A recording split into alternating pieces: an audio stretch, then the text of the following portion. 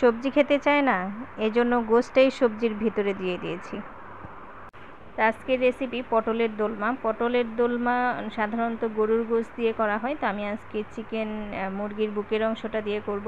তো এই সাইজের পটল লাগবে। পটলটা দুই পাশ থেকে কেটে নিতে হবে, এক সাইড একটু বেশি কাটতে হবে যেন ভিতরের অংশটা, বিচির অংশটা খুব সহজেই বের করে আনা যায়।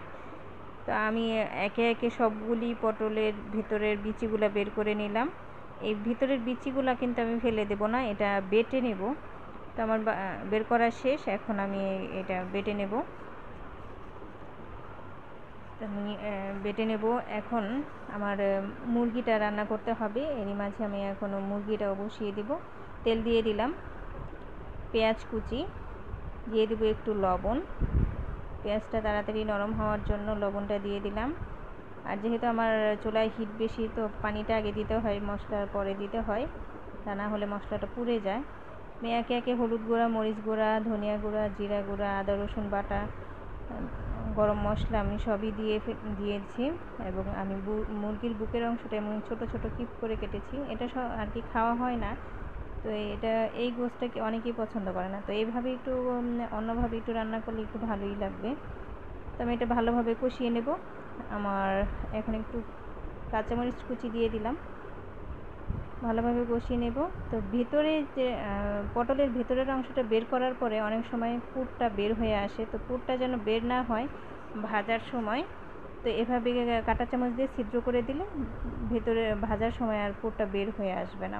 তো আমি মুরগির গোশটা আমি পটলের ভেতরে ভরে নিচ্ছি। সবগুলো পটলের ভিতরে আমি এভাবেই ঢুকিয়ে দিয়েছি।